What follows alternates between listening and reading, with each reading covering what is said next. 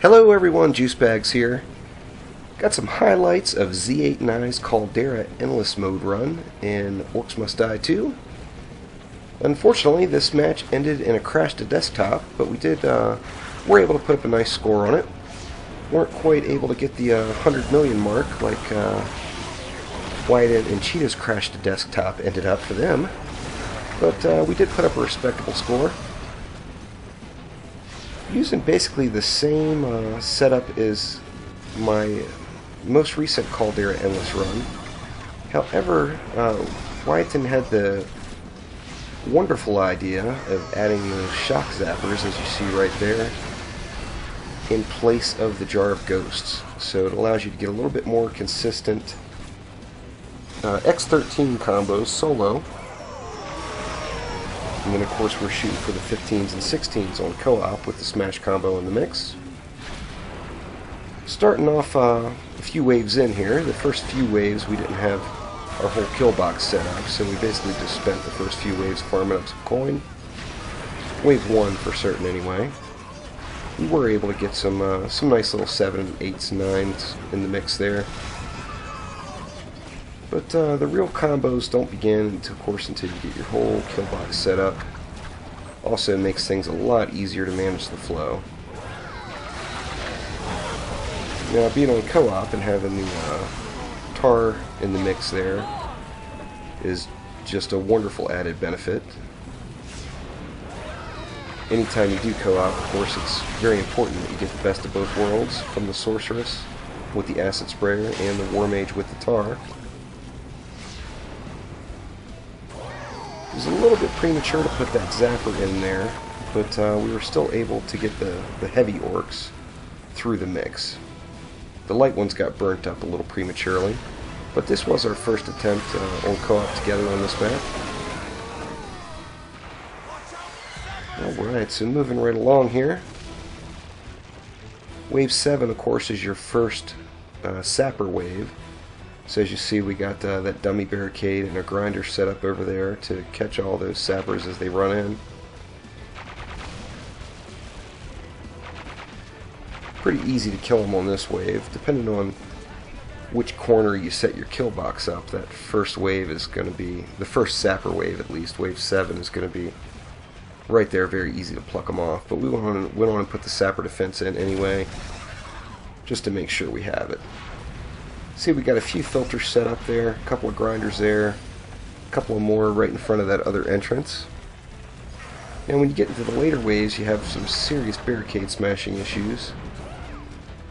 So whoever is in charge of barricades, or whoever's got the barricades on their loadout, needs to make sure that they have plenty of coins saved up, because there will be issues towards the end. In fact, towards the end of this run, we had completely ineffective filters just due to the fact that I didn't have enough coin to replace the smashed barricades. They were getting mashed up pretty much every wave.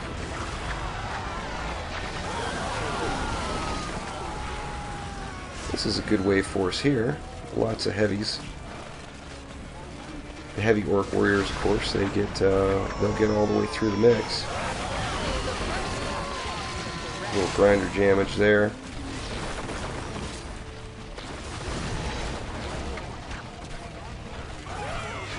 We do end up adding a second grinder. When we do, then you need to move your barricade and your spring traps half a tile forward, and then they'll hit right in the middle of the two grinders instead of just going directly into the one.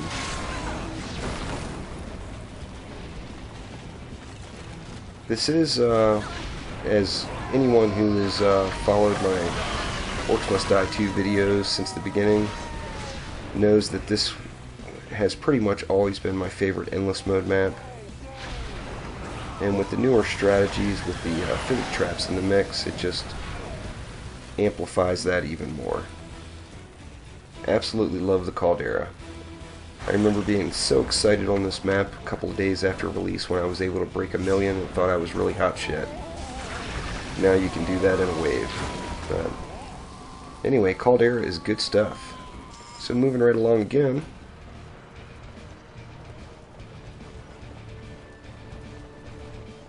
Wave 16 here, we get our first 16x combo of the match, which, you know, of course we'd love to have had one of those a little earlier. Actually registered on my screen as a 15, and Z8 got it as a 16 on his. We did have not as many as I'd like, but we had quite a few 16x's in the mix here. The old smash combo at work. Now you see we have 3 Scorchers there, which on wave 16 here is complete overkill. It burns up these crossbow orcs way too quickly, and you lose all kinds of combos. In fact, you may never even really need to get to 3 Scorchers. 2 may always be enough for you, even in the later waves. Yeah, you see we're just getting 10s and 11s off those crossbow guys.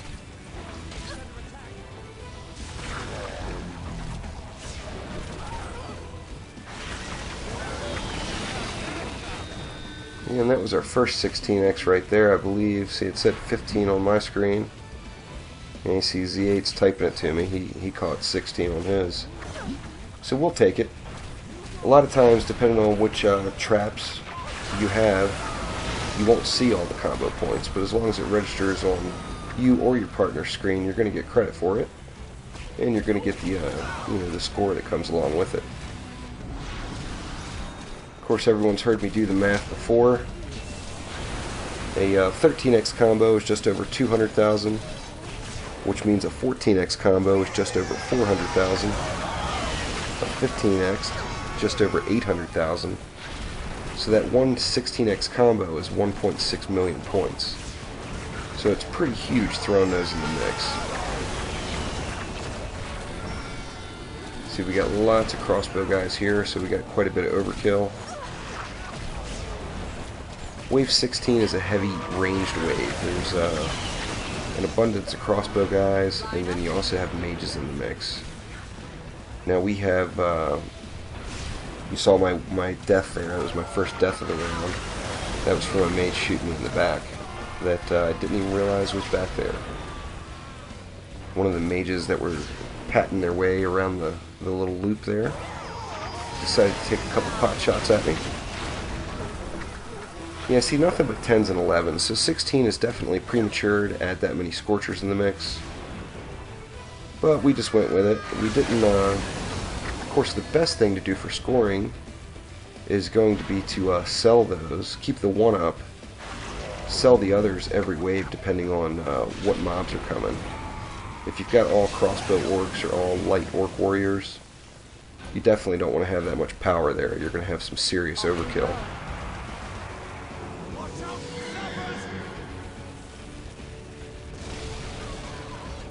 And wave 17 moving along here.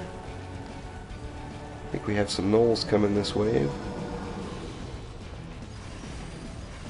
Yeah, here they come. Of course, the wind belt that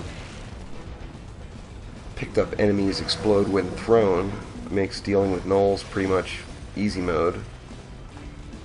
Sink into oblivion. Piece of cake there. Even on the bigger waves on co-op, because you have, you know, obviously you have a partner, so if your one partner is stoning them or crossbow stunning them or whatever, depending on what weapon they bring, you can just pluck them off one at a time, and you can burn through quite a few with the wind belt. If you're the if you're playing the sword, your mana pool will allow you to get quite a few tosses, picking them up and tossing them so they explode. And the great thing about that is they explode at any wave. It doesn't matter what their health is. It doesn't matter if they're the meteor gnolls in the later waves, or if you know, or right out of the start, whatever, they're still going to blow up. So, very nice little added benefit of the wind belt.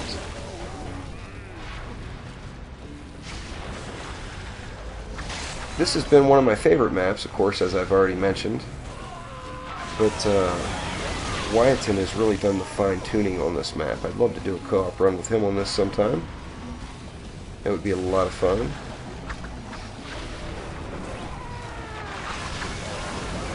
This is the map that I got my first double-digit combo on. I was very excited about. Now, of course, I'm extremely disappointed when I only see those 10x's. Especially on co-op. We could have done a little better here. We've got some overkill going in the box. It's pretty apparent. All those 11s and 12s should be 13s, 14s, and so on. Still a very solid run, though. Didn't get over the 100 million mark.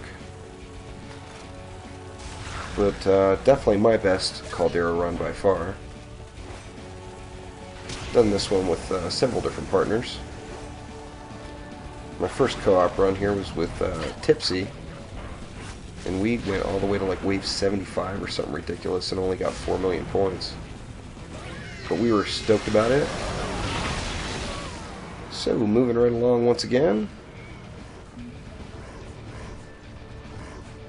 More gnolls.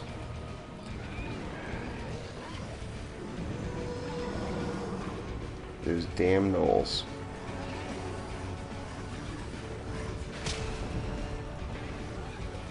The gnoll hunters, of course, are considerably easier to deal with than those evil grenadiers. Those guys throwing their bombs. Just a true pain in the ass.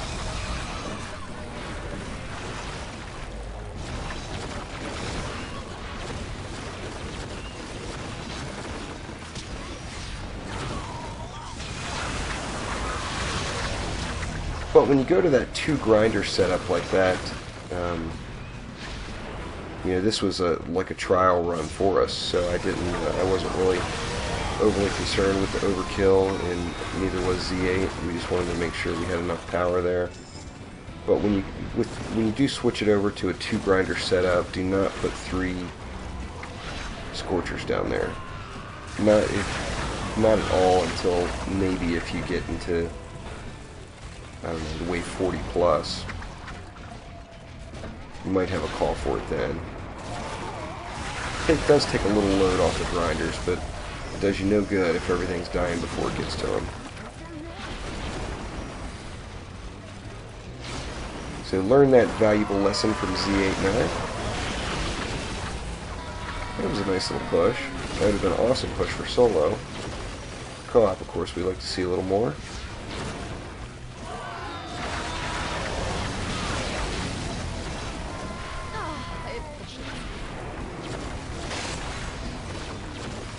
More overkill in the mix there.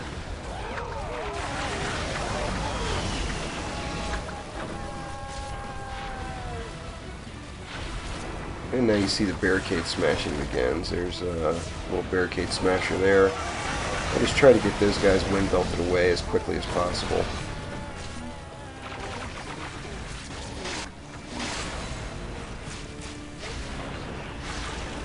See those barricades, both of those barricades just got beat to hell there on that wave.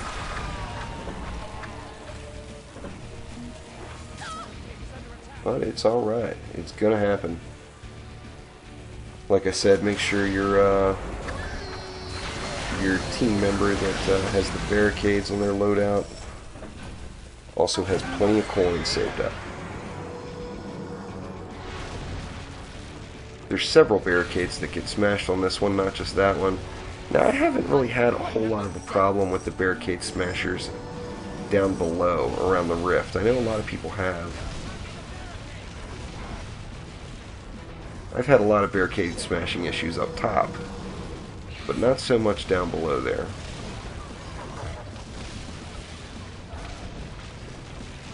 And wind belt making easy work of the gnolls, of course.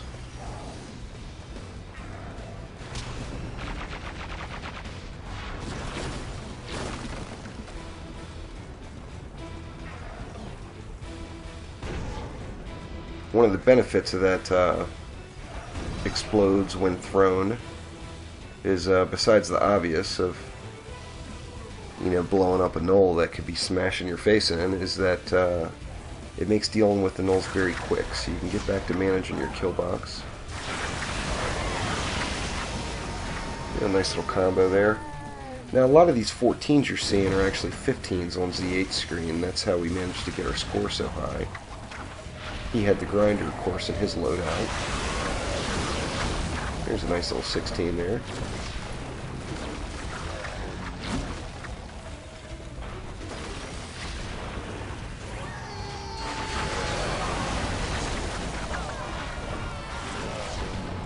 And still just a touch overkill. I bet if we would have only went with 2 Scorchers there, we would have gotten a little closer to that 100 million mark. But not to sound disappointed at all.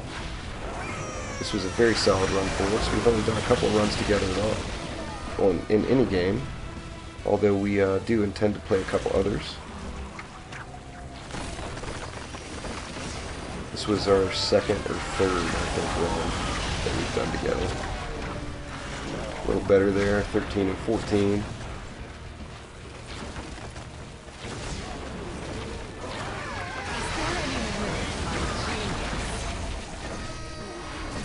So this was a solid wave altogether. It was probably close to 5 million points, I'm thinking, just on this wave alone. So it's awesome wave for us. And try to get another smash in the mix here. And a little overkill on that one, only an 11x. So, moving on ahead again. This is where things started to turn ugly for us. We're basically just doing everything we can to milk every last combo, and we knew it was getting close to the end. So just trying to get whatever we can in the mix here before it's done. Now you see all these big guys getting through. It's because I had to get rid of some barricades that were down farther along the hallway in our filtering setup. So we had pretty much ineffective filtering. Just grinders on the wall is not going to get it. If you don't have barricades to force the bigger mobs over to it. So another death there. That gets us down to 3 rip points left.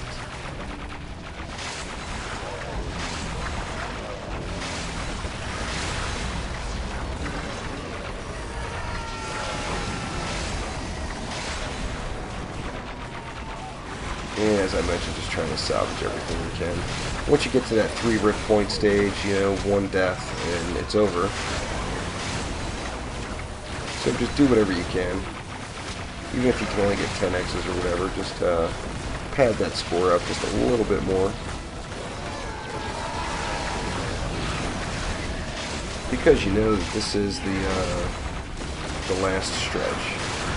Now you see those barricades are just getting completely wrecked. That mountain troll was having his way with him.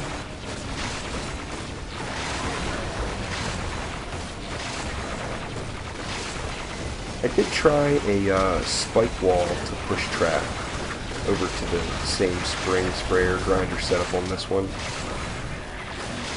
and just was not able to get combos quite as consistent as with the zapper here. Now I think that may be a good co-op strategy, but we wanted to go with good old faithful here for this run.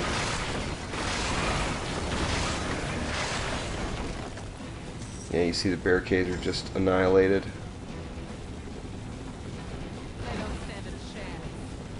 Here too, ineffective filtering all the way around, pretty much as you see.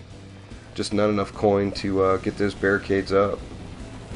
Once you get to that probably wave, I don't know, 26 mark, you want to make sure that your whoever has your barricades has several thousand coins saved up.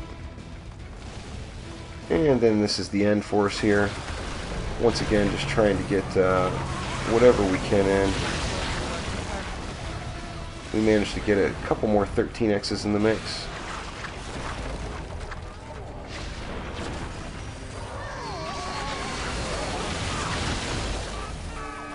Actually, there was a 14 in there too. I think that may have been a 15 on Z8 screen.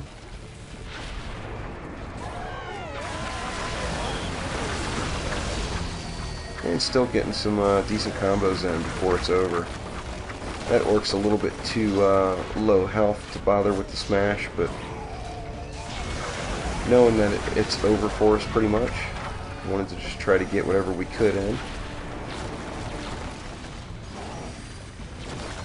And then we do get a few more combos off this last little group of heavies, but this is where it really goes bad for us. See, we got a mage shooting into us. They're pretty well done right here.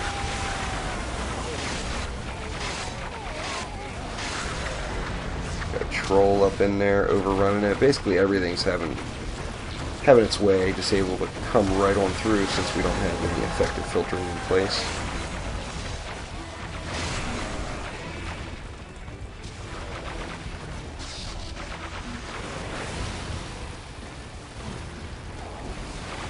And this is where it goes very, very wrong.